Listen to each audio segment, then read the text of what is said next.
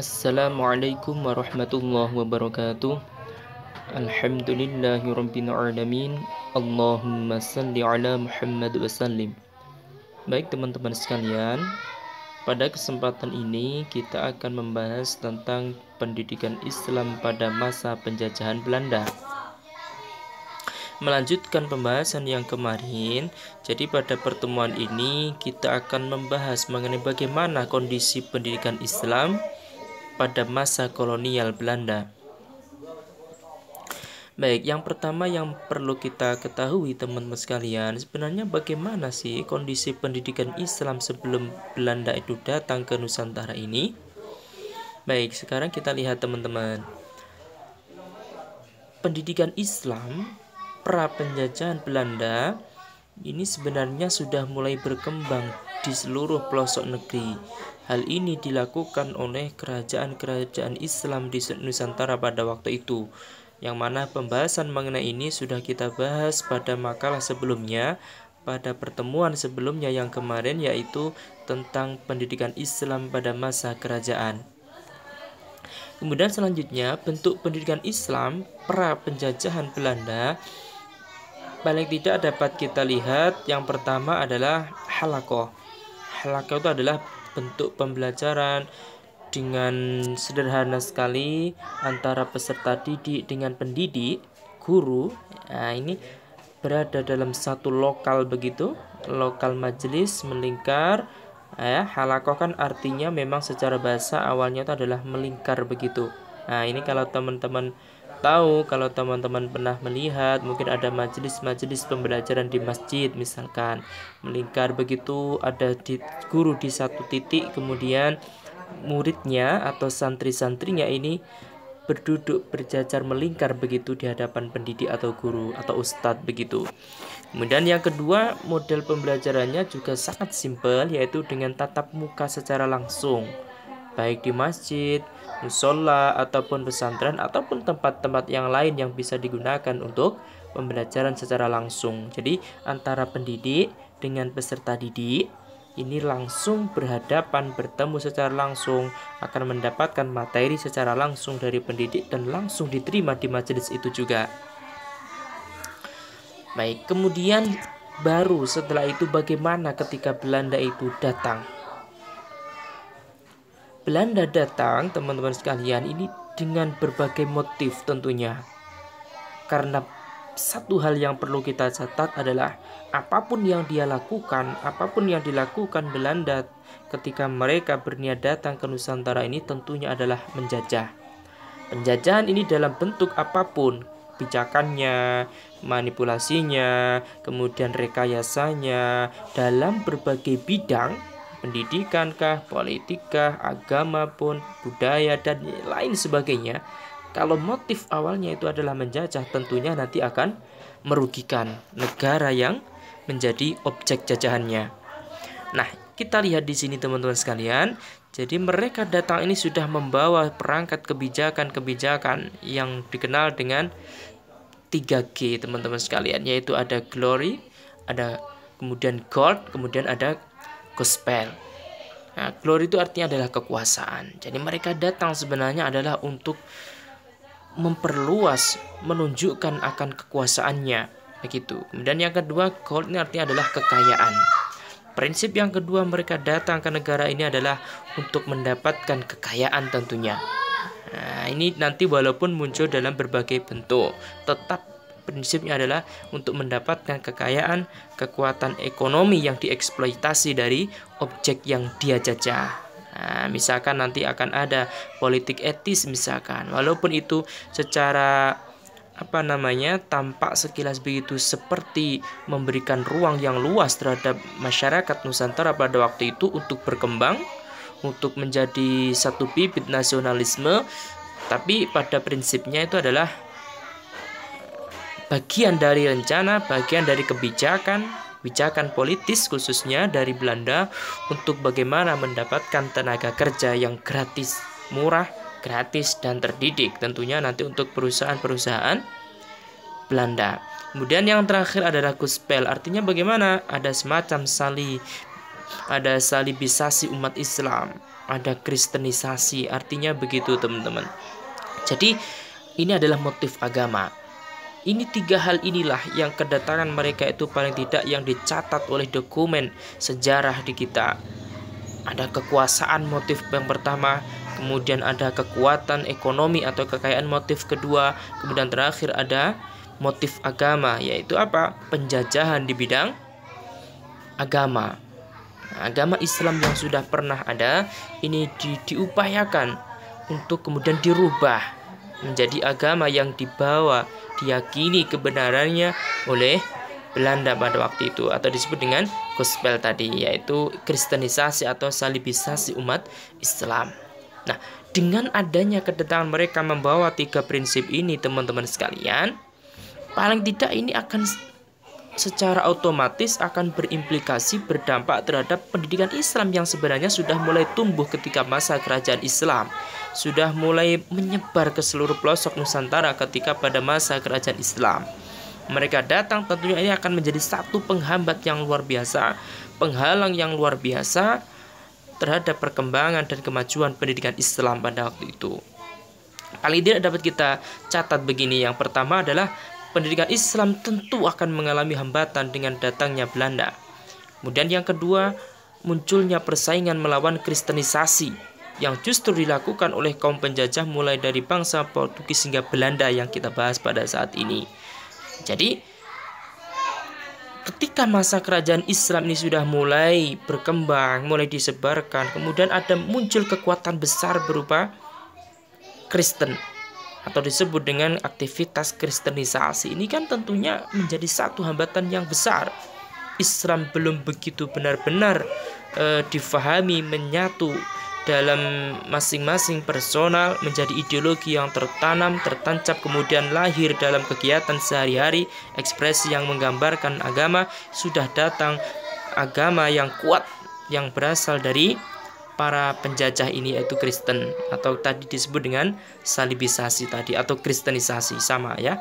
Kemudian yang ketiga teman-teman, akan muncul berupa fenomena sekolah-sekolah Islam yang dibatasi. Nanti khususnya nanti akan dibahas secara spesifik pada kebijakan Belanda, yaitu ordonansi.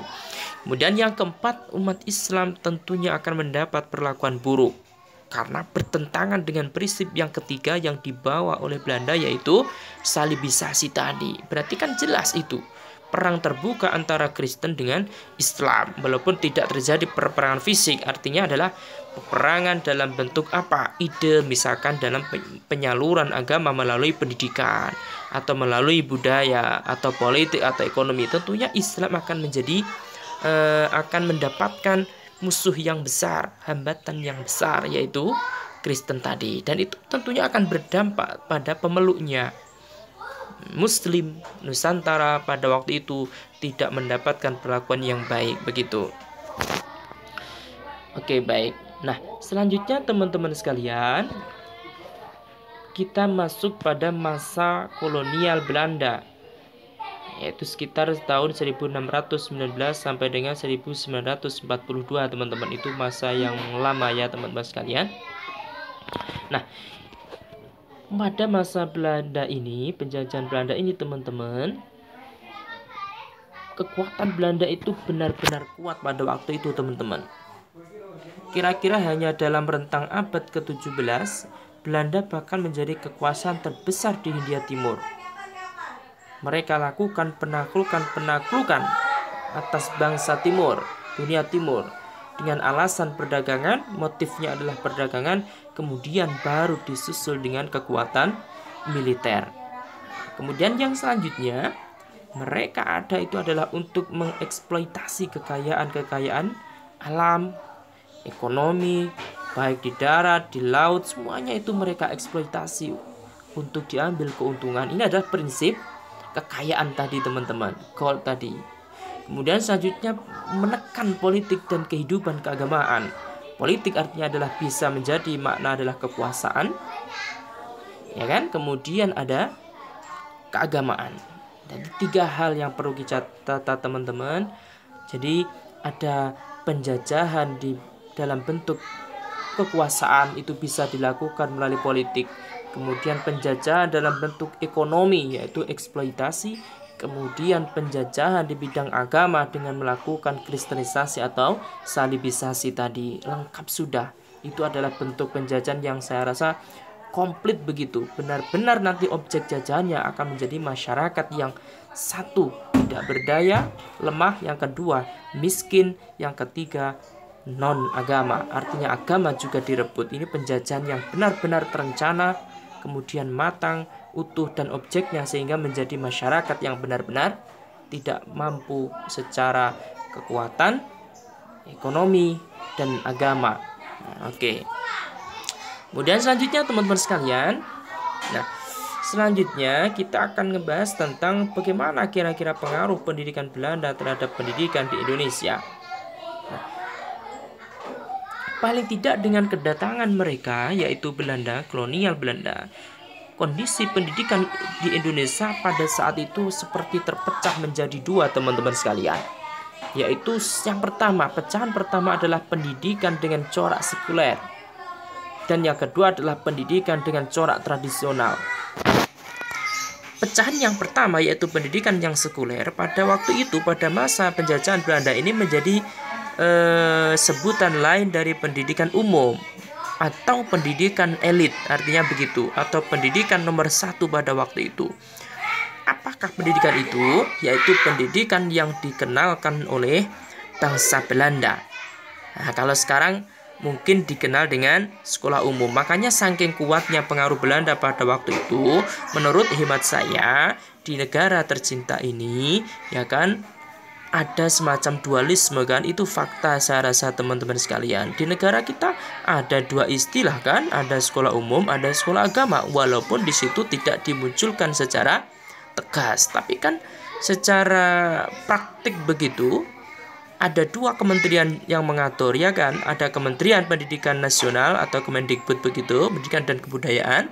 Ada Menteri Agama yang juga mengatur tentang pendidikan. Jadi ada pendidikan yang di bawah Kemendikbud, ada pendidikan yang di bawah Kemenak atau Kementerian Agama.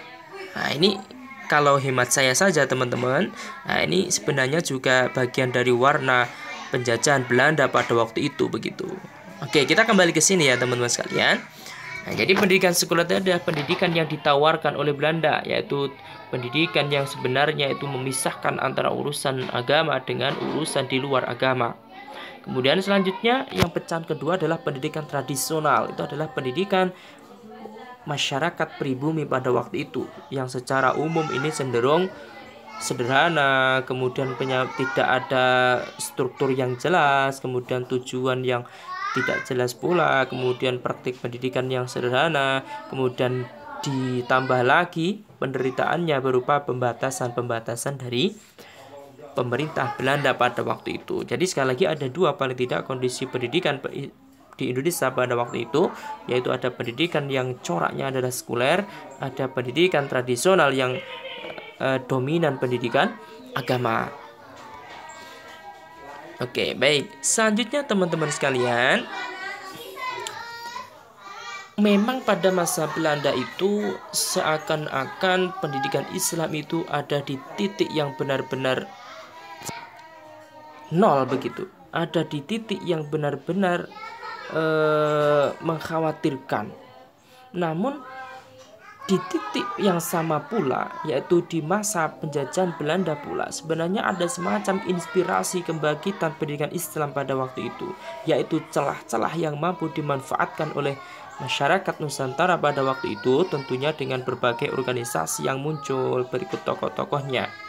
Nah, begitu. Nah, di sini kita akan bahas tentang itu teman-teman pada slide yang bagian ini, yaitu tentang kebangkitan pendidikan Islam pada masa Belanda. Nah, ini bertolak dari mana teman-teman? Yaitu munculnya gerakan-gerakan yang lahir di Timur Tengah yang dibawa oleh orang-orang Indonesia yang menunaikan ibadah ke Tanah Suci Makkah.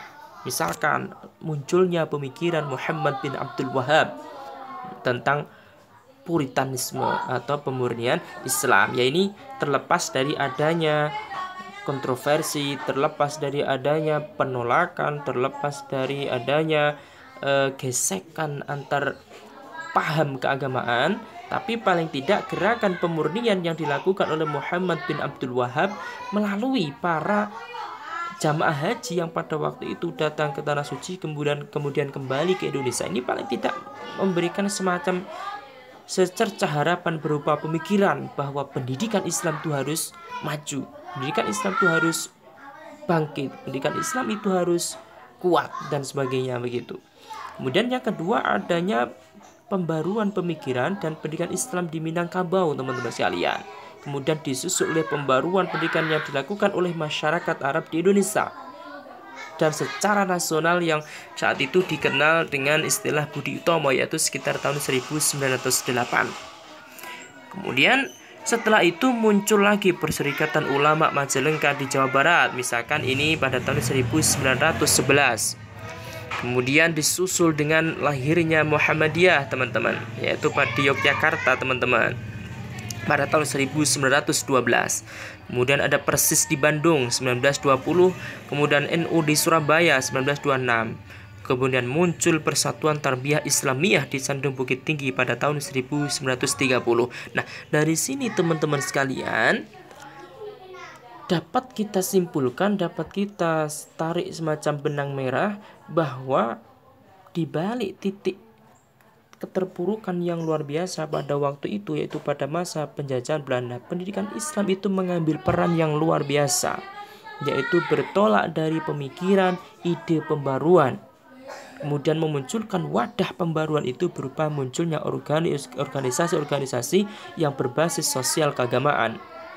Ada Muhammadiyah, ada NU mungkin yang saat ini dapat kita rasakan begitu kuatnya pengaruh kedua organisasi ini dalam memberikan warna pemikiran, warna kebijakan, kemudian warna bagaimana proses pendidikan Islam yang ideal menurut berbagai pandangan, khususnya dua organisasi besar yang ada di negara kita ini yang dapat kita rasakan sampai saat ini, yang dulunya muncul dari ketika pendidikan Islam itu ada di titik yang menyedihkan tadi, yaitu pada masa penjajahan Belanda. Oke, kemudian selanjutnya teman-teman, sekarang kita masuk pada kebijakan Belanda terhadap pendidikan Islam. Nah, dapat kita lihat teman-teman, pada tahun 1832 teman-teman, ini ada semacam kebijakan yang disebut dengan Priesterreden, teman-teman, yaitu ada lembaga pengawas kehidupan beragama dan pendidikan Islam. Mereka membentuk ini, teman-teman. Tujuannya apa? Jelas, pembatasan terhadap aktivitas pendidikan khususnya di bidang agama, khususnya agama Islam. Ini kan berarti bentuk dari aktualisasi dari prinsip penjajahan di bidang agama tadi. Kemudian yang kedua, lahirlah ordonansi, kebijakan ordonansi yang dibuat oleh pemerintah Belanda pada tahun 1905, yaitu harus adanya izin, materi dibatasi. Ya, ini kan tentunya benar-benar tujuannya adalah untuk melemahkan agar Islam, pendidikan, khususnya pendidikan Islam ini tidak memiliki peluang untuk berkembang, yang sehingga selanjutnya menjadi satu kekhawatiran tersendiri, menjadi ancaman eksistensi Belanda dalam mencengkram Indonesia atau Nusantara pada saat itu. Kemudian muncul lagi ordonansi yang selanjutnya, yaitu pada tahun 1925, teman-teman. Memang agak melunak di sini, tapi tetap membatasi. Ada pelunakan dari tahun 1905, namun prinsipnya sebenarnya sama, ya kan? Yaitu tetap nanti ada batasan, walaupun sudah agak melunak. Kemudian pada tahun 1932 teman-teman, yaitu adanya ordonansi tentang sekolah liar. Artinya bagaimana? Kalau ordonansi 1905 dan 1925 ada pembatasan tentang guru-gurunya harus izin, materi dibatasi. Kalau pada tahun 1932 ini saya rasa lebih ekstrim lagi, yaitu adanya pemberantasan penutupan sekolah-sekolah yang dianggap liar oleh pemerintah Belanda. Sekolah yang tidak berizin, kemudian dia operasional pendidikan pendidikan Islam khususnya, maka akan ditutup oleh pemerintah Belanda pada waktu itu. Maka dapat kita bayangkan bagaimana kondisi pendidikan Islam pada waktu itu. Sangat mengkhawatirkan tentunya teman-teman.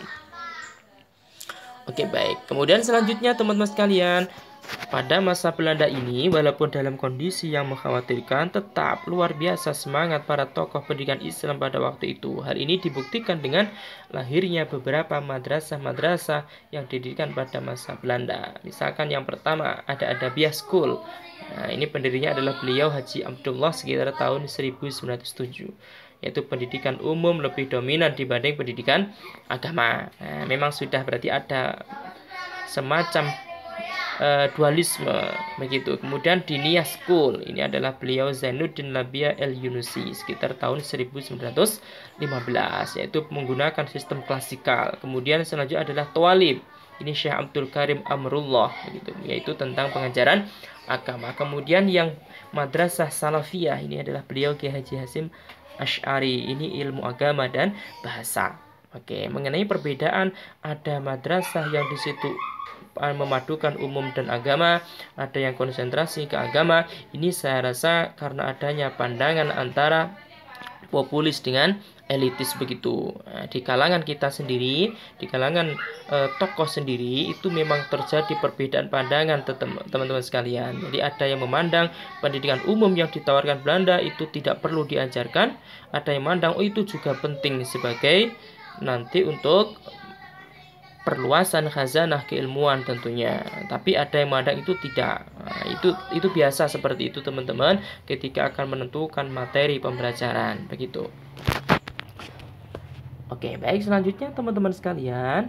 Nah, ini periode pendidikan Islam pada masa penjajahan Belanda. Ini paling tidak dapat kita petakan menjadi 3 fase begitu. Ada yang sebelum tahun 1900, kemudian tahun 1900 sampai 1908, kemudian sesudah tahun 1909. Begitu. Yang pertama, sebelum tahun 1900. Ini bagaimana pendidikan Islam pada waktu itu? Lembaganya ini masih dalam bentuknya adalah langgar. Kemudian materinya tentang agama, kurikulum bahasa Arab, metodenya adalah halakoh. Kemudian pesantren. Nah, ini pengetahuan agama, kurikulumnya cenderung usuluddin ya, dasar-dasar agama. Kemudian metode yang digunakan adalah sorokan atau bimbingan individual. Kemudian pada tahun 1900 sampai 1908 ini sudah mulai muncul banyak pendidikan dan tokoh pendidikan Islam. Ini ada di Sumatera dan yang lain sebagainya teman-teman. Kemudian sudah mulai ada pembagian kitab dalam berbagai tingkatan. Kemudian bagaimana kondisi pendidikan Islam sesudah tahun 1909? Sudah mulai muncul manifestasi dan realisasi pembaruan sistem pendidikan Islam. Kemudian sudah mulai ada penyempurnaan terhadap sistem pesantren ke sistem pendidikan yang lebih baik. Kemudian munculnya sikap mental umat Islam yang sudah mulai maju dan berkembang begitu. Oke, sekarang kita lihat teman-teman sekalian, bagaimana sih pendidikan pribumi? Pribumi itu adalah masyarakat Nusantara, asli Nusantara pada waktu itu. Bagaimana pendidikan yang mereka dapatkan? Bagaimana karakteristik pendidikan Belanda pada waktu itu terhadap masyarakat pribumi? Maka paling tidak dapat kita lihat menjadi 5 hal. Yang pertama, karakteristik pendidikan Belanda terhadap masyarakat pribumi pada waktu itu adalah gradual. Yang pertama itu. Artinya bagaimana? Bahwa tatanan pendidikan itu berkembang secara berangsur-angsur. Artinya bagaimana? Sebenarnya bisa pada waktu itu Belanda itu menjadikan Indonesia maju pendidikannya. Masyarakatnya bisa sebenarnya dimajukan, tapi tidak diinginkan oleh Belanda pada waktu itu. Kemudian tidak langsung terjadi perombakan agar terjadi kemajuan pendidikan, tapi berangsur-angsur dibatasi begitu, sehingga potensi masyarakat pribumi ini tidak menjadi utuh begitu perkembangannya. Berbeda kan tentunya dengan saat ini. Sekali belajar begitu, maka akan berusaha dikembangkan seluruh potensi siswanya. Kemudian pendidikan untuk anak Belanda ini diperhatikan, sedangkan pendidikan untuk pribumi itu tidak. Kemudian yang kedua teman-teman, karakteristik pendidikan Belanda untuk pribumi pada waktu itu adalah yang kedua, yaitu dualisme. Artinya bagaimana? ada semacam pemisahan antara pendidikan umum dan agama. Ini yang saya rasa dampaknya sampai sekarang itu masih kita rasakan, teman-teman. Dualisme pendidikan di negara kita, sekali lagi, walaupun tidak ada yang menyatakan secara tegas bahwa pendidikan di Indonesia itu terbagi jadi dua, misalkan begitu, umum dan agama. Namun kan pada realitanya kan terjadi begitu, teman-teman, yang kita rasakan. Ada sekolah umum, ada sekolah agama. Nah, itu kan ironis menurut saya. Itu adalah warisan ide Belanda yang saya rasa sangat mengkhawatirkan kalau itu masih ada di kepala setiap pendidik ataupun peserta didik di era saat ini.